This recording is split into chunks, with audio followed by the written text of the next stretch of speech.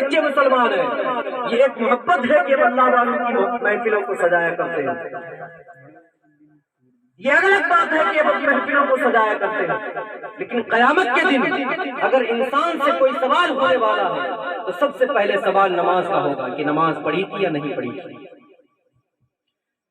جلسے جلوس محفلوں کو سجانا اچھی بات ہے، یہ سنیوں کا طریقہ ہے، اللہ والوں سے محبت کی دلیل ہے، لیکن اس کے ساتھ ساتھ نماز کو بھی ادا کیا جائے کیونکہ وہ اصل چیز ہے۔ اگر اصل کو چھوڑ کر فرع کو پکڑو گے تو بیکار کی بات ہے۔ اللہ تبارک و تعالیٰ نے قرآن مجید میں فرمایا یا ایھا الذین آمنوا اتقوا اللہ وکونوا مع الصادقین، اے ایمان والو اللہ سے ڈرو اور سچوں کے ساتھ ہو جاؤ۔ سچے کون ہیں؟ سچے اللہ والے ہی ہیں۔ آج جن کی ہم محفل کے سجائے بیٹھے ہوئے ہیں سچے یہی ہیں، انہی کے بارے میں اللہ تبارک و تعالیٰ نے فرمایا کہ سچوں کے ساتھ ہو جاؤ، یعنی حضور غوث اعظم کے دامن کو پکڑ لو، غریب نواز کے دامن کو پکڑ لو، وارث دیوا کے دامن کو پکڑ لو، مخدوم سمنا کے دامن کو پکڑ لو۔ اگر تم ان کے دامن سے وابستہ رہو گے تو تمہاری دنیا بھی سلامت رہے گی اور آخرت بھی سلامت رہے گی۔ آج کچھ لوگ ایسے بھی ہیں کہ ان سے کچھ نہیں ملتا ہے، کہتے ہیں کسی کے مرید ہو جاؤ تو اس سے کچھ حاصل ہونے والا نہیں۔ میرے پیارو، مرید ہونا بہت ضروری ہے، کیونکہ پیر جو ہوتا ہے نا وہ ہمارے کام آنے والا ہے،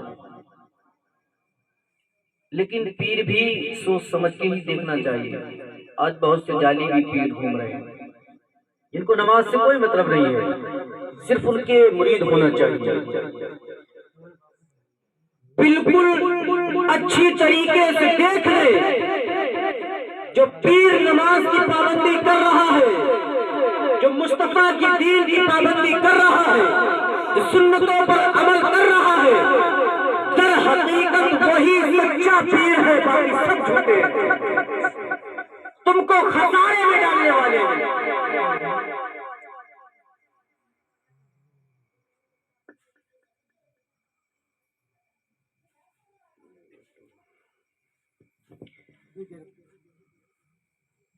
اب میں آپ کو بتا دوں کہ پیر کہاں پہ کام آتا ہے۔ امام راضی رحمت اللہ علیہ ایک اللہ کے بہت بڑے ولی اور بہت بڑے محدث مفکر علامہ بھی تھے، بہت بڑے مناظر بھی تھے۔ امام راضی رحمت اللہ علیہ جب آپ کی موت کا وقت قریب آیا، بہت غور سے سننے کی بات ہے میرے پیارو، امام راضی رحمت اللہ علیہ جب آپ کی موت کا وقت قریب آیا تو نزع کی حالت میں شیطان آتا ہے۔ کون آتا ہے؟ وہ شیطان آتا ہے اور کہتا ہے اے راضی، تم نے پوری زندگی مناظرے کیے ہیں، کیا تم نے رب تبارک و تعالیٰ کو پہچانا؟ امام راضی رحمت اللہ علیہ فرماتے بے شک اللہ ایک ہے، بولو بے شک اللہ ایک ہے۔ شیطان نے کہا دلیل، امام راضی رحمت اللہ علیہ نے دلیل کو پیش کیا، اس نے اس دلیل کو کاٹ دیا۔ پتہ ہے کیوں کاٹ دیا؟ کیونکہ شیطان ہونے سے پہلے فرشتوں کا سردار رہا تھا، تمام فرشتوں کا سردار، فرشتوں کو درس دیا کرتا تھا۔ تو آپ اندازہ لگا سکتے ہیں کتنے علم کا مالک ہوگا، لیکن اللہ والوں کے سامنے کچھ نہیں، کیونکہ جو اللہ سے ہٹ کر علم ہے وہ بیکار ہے۔ تو امام راضی رحمت اللہ علیہ نے حتیٰ کہ 360 دلیلیں، کتنی 360 دلیلیں دی کہ اللہ ایک ہے۔ ہمارے اور آپ کے پاس کوئی دلیل نہیں ہے کہ اللہ ایک ہے کسی کے پاس تو لاؤ، لیکن اللہ والوں نے طریقہ بتا دیا بچنے کا شیطان سے۔ امام راضی رحمت اللہ علیہ نے 360 دلیلیں پیش کی، شیطان نے ساری کی ساری دلیلوں کو رد کر دیا۔ امام راضی رحمت اللہ علیہ مایوس ہو گئے کہ اب کیا کرا جائے گا۔ امام راضی رحمت اللہ علیہ جب مایوس ہوتے ہیں تو آپ کے پیر کامل حضرت نجم الدین کبریٰ رحمت اللہ علیہ بہت دور و دراز مقام پر وضو فرما رہے تھے۔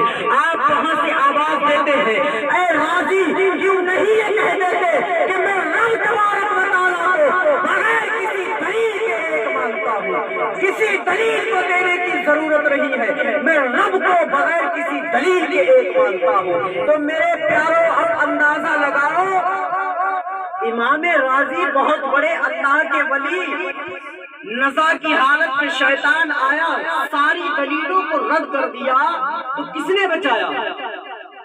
پیر نے بچایا۔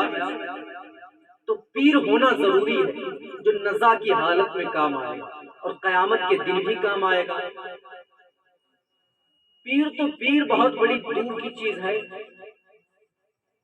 ایک اذان پڑھنے والا مسجد کا جو بنا تنخواہ لیے مسجد میں اذان پڑھتا ہے، رب تبارک و تعالیٰ قیامت کے دن اس کی گردن کو بلند کرے گا اور کہے گا جتنوں کو اپنے ساتھ جنت لے جانا چاہتا لے کر جائے۔ تو یہ اذان پڑھنے والے کا مرتبہ ہے، تو وہ تو پیر کا عالم کیا ہو۔ ایک بھائی صاحب مجھ سے کہنے لگے، غالباً کہ ہمارے ساتھ رہتے، انہوں نے شعر پڑھا تھا کہ حضور تاج الشریعہ جنت دلائیں گے۔ کہنے لگے کہ ابھی تم تاج الشریعہ کے لیے کہہ رہے ہو، بعد میں غوث اعظم کے لیے بھی کہو گے کیونکہ غوث اعظم بڑے ہیں۔ میں نے کہا بدبخت، تو تاج الشریعہ کی بات کرتا ہے۔ ایک دین کا جو فقیہ عالم ہوا کرتا ہے، قیامت کے دن وہ بھی جنت دلائے گا۔ جب ایک عالم رب سے جنت دلائے گا تو وہ تو ایک اللہ کے ولی ہے، وہ کیوں نہیں جنت دلائے گا؟ بولو کہاں لکھا ہے؟ یہ تو عام بات ہے، قانون شریعت اٹھا کے دیکھ لو، عالم شفاعت کرائیں۔ بتاؤ، قانون شریعت نہیں پڑھی ہے اور فتوے ولیوں پہ لگا رہے ہیں، یہ حال ہے۔ یہ تو ہر جگہ مل جایا کرتی ہے کتاب، ہر مسجد میں ملے گی قانون شریعت۔ ایسے لوگ گھوم رہے ہیں، لہٰذا ان سے بچیں اور سچوں کے ساتھ ہو جائیں۔ وَكُونُوا مَعَ الصَّادِقِينَ، سچوں کے ساتھ ہو جائیں۔ میرے پیاروں، سچے کون ہیں؟ حضور غوث اعظم ہی تم ہیں۔ حضور غوث اعظم کے دامن کو پکڑ لو، انشاءاللہ آج دنیا بھی سنور جائے گی اور قیامت بھی سنور جائے گی۔ ہم ایسے ولی کے ماننے والے ہیں جو تمام ولیوں کا سردار ہے۔ حضور غوث اعظم کی وہ شان ہے، حضور غوث اعظم کی وہ عظمت ہے۔ حضور غوث اعظم کو رب تبارک و تعالیٰ نے وہ مقام و مرتبہ عطا کیا ہے، کسی ولی کو دنیا میں نہیں عطا کیا گیا ہے۔ میرے پیاروں، غوث اعظم فرماتے ہیں میرا یہ قدم تمام ولی اللہ کی گردنوں پر ہے، تمام ولیوں کی گردن پر ہے۔ جب حضور غوث اعظم رضی اللہ تعالیٰ بغداد کی سرزمین سے فرما رہے ہیں میرا یہ قدم تمام اولیاء اللہ کی گردن پر ہے، حضور غوث اعظم نے جیسے ہی اطلاع فرمایا، میرے پیاروں، جو اللہ کے ولی دنیا میں آ چکے تھے انہوں نے اپنی قبروں میں اپنے سر کو جھکا لیا اور اس بات کو تسلیم کرتے ہیں، اے عبد القادر جیلانی، آپ کا قدم مبارک میرے کاندھے پر ہے۔ جو اپنی ماں کے شکم میں جلوہ گر تھے انہوں نے اپنی ماں کے شکم میں اپنے سر کو جھکا لیا ہے اور فرما رہے ہیں اے عبد القادر، آپ کا قدم مبارک میرے کاندھے پر ہے۔